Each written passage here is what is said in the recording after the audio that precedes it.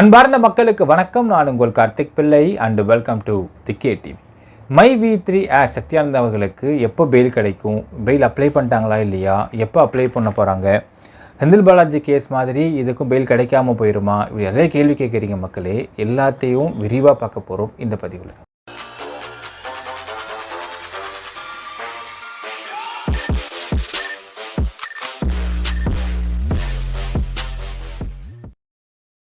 மை-வி3 ads எம்டிக்கு fail கிடைக்குமா கிடைக்காதா, எப்போ அப்ளை பண்ண போகிறாங்க, அப்ளை பண்ணிட்டாங்களா இல்லையா, பெயில் எப்போ கிடைக்கும், அதே மாதிரி செந்தில் பாலாஜி அவர்களுக்கு பெயில் கிடைக்காமல் இழுத்தடிக்கப்படுவது போல் இவர்கள் இழுத்தடிக்கப்பட்டுமா அப்படின்னு நிறைய கேள்வி கேட்குறீங்க மக்களே. பெயில் அப்ளை பண்ணிட்டாங்களா இல்லையா, எப்போ கிடைக்கும் அப்படிங்கிற அவங்களுடைய கேள்விக்கு பதில் சொல்கிறதுக்கு முன்னாடி ஒரு விஷயத்தை ஃபஸ்ட்டு பார்த்துருவோம். அது பெயில் கிடைக்காமலே போயிடுமா அப்படிங்கிற ஒரு கேள்வி கேட்குறீங்க. நேற்று சுப்ரீம் கோர்ட்டில் ஒரு வழக்கு வந்திருக்கிறது. என்ன வழக்கு அப்படின்னு பார்த்தீங்கன்னா, நீதிபதிகள் சுப்ரீம் கோர்ட் இருக்கக்கூடிய பெஞ்சஸில் அபய் எஸ் உகா ஜே அவர்களும் அகஸ்டின் ஜார்ஜ் ஜே, இந்த ரெண்டு ஜஸ்டிஸுடைய பெஞ்சில் ஒரு வழக்கு வருது. என்ன வழக்குன்னு பார்த்தீங்கன்னா, பாப்புலர் ஃப்ரண்ட் ஆஃப் இந்தியான்னு சொல்லக்கூடிய PFI அப்படிங்கிற ஒரு அமைப்பை இந்தியாவில் பேன் பண்ணிட்டாங்க. ஆனால் 2022 வருஷம் இந்த பாப்புலர் ஃப்ரண்ட் ஆஃப் இந்தியாவை சேர்ந்த ஜலாலுதீன் கான் அப்படிங்கிற ஒரு நபர் பாப்புலர் ஃப்ரண்ட் ஆஃப் இந்தியாவில் இருக்கக்கூடிய 2 பேருக்கு அவர் வீட்டை வாடகை கூட்டிருக்கார். இப்போது இந்த பாப்புலர் ஃப்ரண்ட் ஆஃப் இந்தியாவில் இருக்கக்கூடிய நபர்களுக்கு வீட்டை வாடகைக்கு நீ ஏன் விட்ட, அப்போ நீ அவங்களுக்கு சப்போர்ட்டாக தான் இருந்துகிட்ருக்கியா அப்படிங்கிற ஆஸ்பெக்டில் ஜலாலுதீன் கான் மீதும் உப்பா வழக்கு, அதாவது UAPA ஆக்ட்னு சொல்லுவாங்க, விச் இஸ் கால்டு தேச துரோக வழக்குன்னு சொல்லலாம். ஸோ UAPA ஆக்டை போட்டுட்டு அவங்களை ரிமாண்ட் பண்ணிட்டாங்க. 2020 ரிமாண்ட் பண்ணப்பட்டவர் 2024 நேற்று வரைக்கும் அவர்களுக்கு பெயில் கொடுக்கவே இல்லை. ஏன்னால் 2-3 வழக்கு அவங்க மேலே போட்டாங்கன்னா which is a very huge மக்களே. உப்பா ஆக்டுன்பாங்க, UAPA ஆக்டு. அதே மாதிரி அவங்களுக்கு என்ஃபோர்ஸ்மெண்ட் ஆக்ட் போடக்கூடிய PMLA ஆக்ட். இந்த மாதிரி வழக்குகள்லாம் பார்த்திங்கன்னா ரொம்ப சீரியஸ் அஃபென்சஸை அவங்க மேலே அலிகேட் பண்ணுறதுக்கு எல்லா வித முகாந்திரமும் இருக்கும். சரி, இந்த மாதிரி வழக்கை போட்டாங்க. இப்போ ஜலாலுதீன் கான் அவர்களுக்கு லோவர் கோர்ட்டில் பெயில் கேட்குறாங்க, பெயில் கொடுக்கல. ஹைகோர்ட் கேட்குறாங்க, ஹைகோர்ட்டை கொடுக்கல. சுப்ரீம் கோர்ட்டில் அபய் எஸ் உகா மற்றும் அகஸ்டின் ஜார்ஜ் ஜே இவங்களுடைய பெஞ்சஸில் இந்த வழக்கு, இந்த பெயில் கேஸ் வருகிறது. நேற்று அவர் கொடுத்த தீர்ப்பை மட்டும் நான் சொல்கிறேன் உங்களுக்கு. ஜட்ஜஸ் சொல்கிறாங்க ஒரு வார்த்தை, பெயில் இஸ் அ ரூல். ஒருத்தவங்களுக்கு பெயில் அப்படிங்கிறதை கண்டிப்பாக கொடுத்தே ஆக வேண்டும். அது அவங்க ஆர்டிக்கல் 21 ஆஃப் கான்ஸ்டியூஷன் ஆஃப் இந்தியாவின் படி இந்த நாட்டில் சுதந்திரமாக வாழ்கிறதுக்கான ஒரு ஆர்டிக்கல், அவங்களுக்கு கொடுக்கப்பட்டிருக்க உரிமை. அந்த உரிமையை இங்கே யாருமே பறிப்பதற்கு அவங்களுக்கு அதிகாரம் கிடையாது. இது ஃபஸ்ட் வார்த்தை. 2வது வார்த்தை, PMLA ஆக்ட், அதாவது சட்டவிரோத பண பரிவர்த்தனையே ஒருத்தவங்க பண்ணியிருந்தாலும், தேச துரோக வழக்கிலே ஒருத்தவங்க அரெஸ்ட் பண்ணப்பட்டிருந்தாலும் அவர்கள் பெயில் கேட்டால் பெயில் கொடுக்க வேண்டும் அப்படின்னு சொல்லிட்டாங்க நீதிபதிகள். அப்படி பெயில் கொடுக்காமல் இருக்கிறது அப்படிங்கிறது சட்டத்திற்கு புறம்பானது அப்படிங்கிறாங்க நீதிபதிகள். அதே மாதிரி இங்கே பெயில் இஸ் அ ரூல் அப்படிங்கிறதுனால லோயர் கோர்ட்டோ இல்லை ஹைகோர்ட்டோ இவங்களுக்கு பெயில் கொடுக்கறதுக்கு யோசிக்கிறதோ இல்லை தயங்குறதோ இல்லை கொடுக்க மறுக்கிறதோ கூடாது அப்படிங்கிறாங்க நீதிபதிகள்.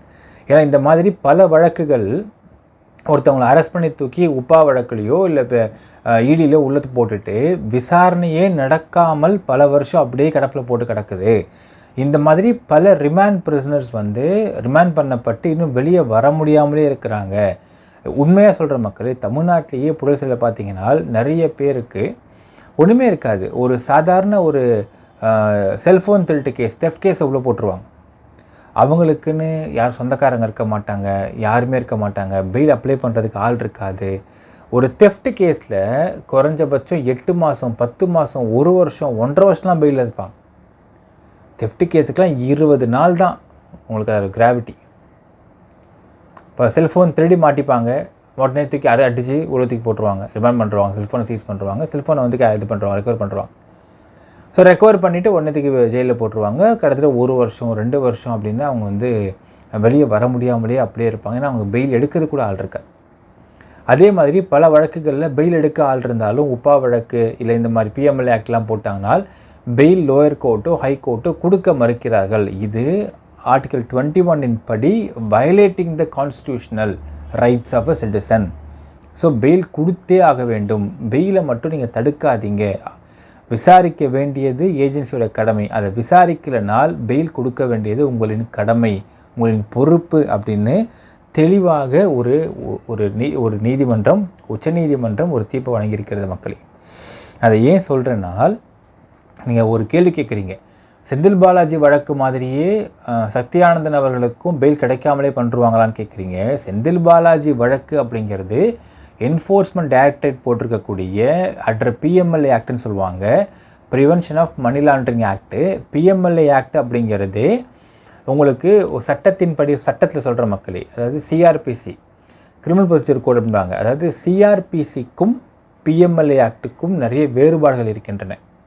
சட்டவிரோத பண பரிவர்த்தனை அப்படிங்கிறது இந்தியாவுடைய உங்களுக்கு பொருளாதாரத்தையே பாதிக்கும் அப்படிங்கிறதுனால அது ஒரு மிகப்பெரிய மேஜர் அஃபென்ஸாக பார்க்கப்படுகிறது.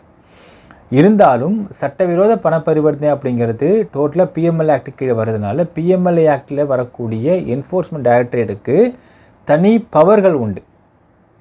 அவங்க ஒருத்தவங்களை போய் அரெஸ்ட் பண்ணுறத ஏன் உங்களை அரெஸ்ட் பண்ணுறேன், என்ன சார்ஜஸில் அரெஸ்ட் பண்ணுறேன்னு கூட சொல்ல தேவையில்லை.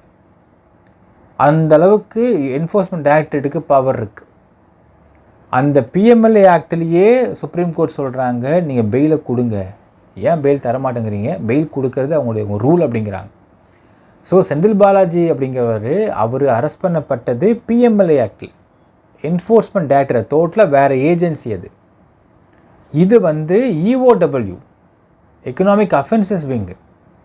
இன்னொரு விஷயம், உங்களுக்கு செந்தில் பாலாஜி அரெஸ்ட் அப்படிங்கிறது பணத்தை இழந்தவர்கள் கொடுத்த ஒரு கம்ப்ளைண்ட் அடிப்படையிலையும் ஹைகோர்ட்டில் போட்ட பெடிஷன் அடிப்படையிலையும் போடப்பட்ட ஒரு வழக்கு.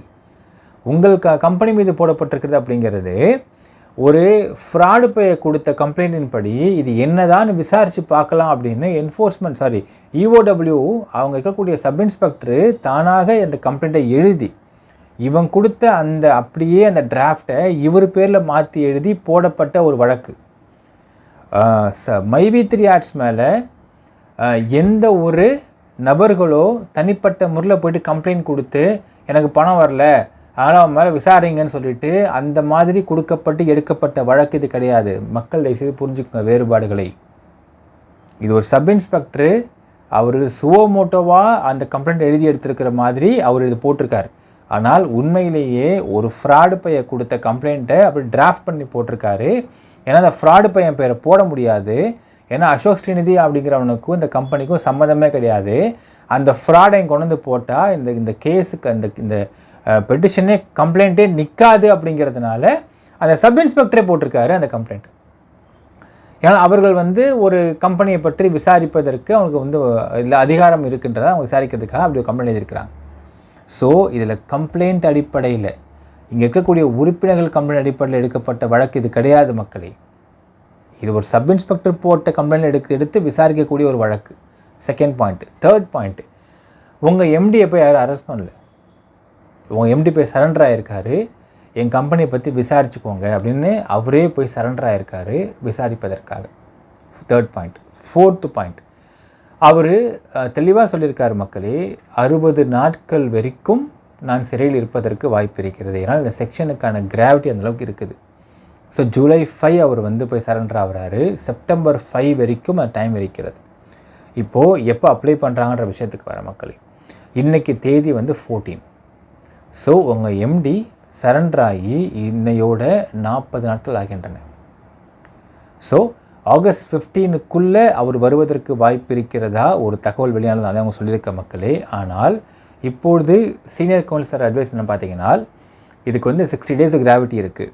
ஸோ கிட்டத்தட்ட 45 days கிராவிட்டி முடிஞ்சதற்கு பிறகு பெயில் அப்ளை பண்ணும் பொழுது அந்த ஒரு பெயில் பெட்டிஷனுக்கான வேல்யூ அதிகமாக இருக்கும் சொல்லிட்டு சொல்லப்படுகின்ற ஒரு மிகப்பெரிய அட்வைஸினால் உங்களுக்கு ஆகஸ்ட் 15க்கு மேலே, அதாவது ஆகஸ்ட் 15ன்றது 41 நாள் வருகிறது.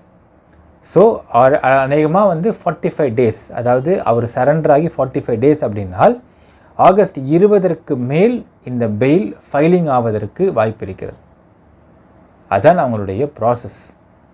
ஸோ ஃபைலிங் ஆகிட்டு அதுக்கப்புறம் ஹியரிங் வரும். கண்டிப்பாக நான் உங்களுக்கு தனித்தனி வீடியோக்கள் ஃபைலிங் ஆகிறப்பையும் வீடியோ நான் போடுறேன், ஹியரிங் வரும்பொழுது வீடியோ நான் போடுற மக்களே.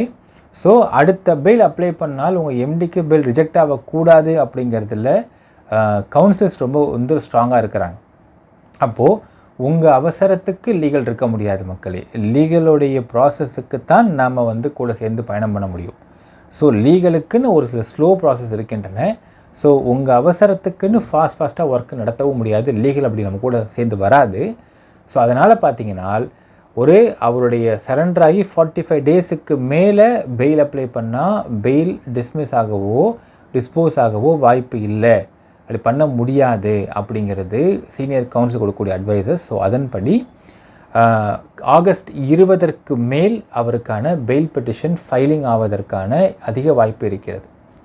ஸோ இந்த மாத கடைசிக்குள்ளே உங்கள் எம்டி பெயிலில் வெளிவருவதற்கு வாய்ப்பு மிக அதிகம்ன்றதை எதிர்பார்க்கலாம் மக்களே. இதுதான் பெயிலுக்கான இப்போதைக்கு நிலவரம். ஸோ யாரும் பயப்பட வேண்டாம், கவலைப்பட வேண்டாம், வருத்தப்பட வேண்டாம். செந்தில் பாலாஜி வழக்குன்றது வேறு, உங்கள் எம்டி மேலே இருக்க வழக்குன்றது வேறு. ஸோ அவரை வந்து அரெஸ்ட் பண்ணாங்க, உங்கள் எம்டி போய் சரண்டர் ஆகிறாரு. எல்லாத்துக்கும் மேலே சுப்ரீம் கோர்ட் வழிமுறைகள் ரொம்ப தெளிவாக கொடுத்துருக்குறாங்க. பெயில் இஸ் அ ரூல் அப்படின்னு கொடுத்துருக்காங்க. அதாவது பிஎம்எல்ஏ ஆக்ட்லேயும் உப்பா வழக்குலேயுமே பெயில் கொடுக்கணும் அப்படின்னு சொல்லியிருக்கிறாங்க. இப்போ உங்கள் எம்டி மேலே போட்டிருக்க வழக்கெல்லாம் ஜூபி ஒன்றுமே கிடையாது. ஸோ பெயில் கொடுத்தே ஆக வேண்டும். உங்களுக்கு இஓடபிள்யூக்கும் ஒரு டைம் கொடுக்குறோம் அவங்க விசாரணைக்காக. இதனால் கிட்டத்தட்ட 2500க்கும் 2540க்கு சில்லற கோடிக்கு இன்வால்வ்டு ப்ராஜெக்ட்டுக்கான கம்பெனி இது. ஸோ அந்த கம்பெனி அவங்க ஃபுல்லாக அனலைஸ் பண்ணுறதுக்கும் அவர்கள் அதை வந்து இன்வெஸ்டிகேட் பண்ணுறதுக்கும் நமக்கு டைம் கொடுத்தாகணும். அந்த டைம் அப்படிங்கிறது 60 நாள் வரைக்கும் கிராவிட்டி இருக்கிறது. ஸோ இன்னையோட 40 நாள் முடிஞ்சு போச்சு. இன்றைக்கி 40th டே அவர் வந்து சரண்டர் ஆகி. ஸோ 45 நாட்களுக்கு மேல், அது ஆகஸ்ட் 20க்கு மேல் அவர்கள் கண்டிப்பாக எம்டிக்கு பெயில் அப்ளை பண்ணப்படும். ஃபைலிங் ஆகும், ஹியரிங் வரும். கண்டிப்பாக அப்டேட் பண்ணுறேன் உங்களுக்கு. ஸோ பொறுத்திருக்க வேண்டும் மக்கள். என்ன நினைக்கிறீங்கன்றதை கமெண்ட்டில் மென்ஷன் பண்ணுங்கள். நன்றி, வணக்கம்.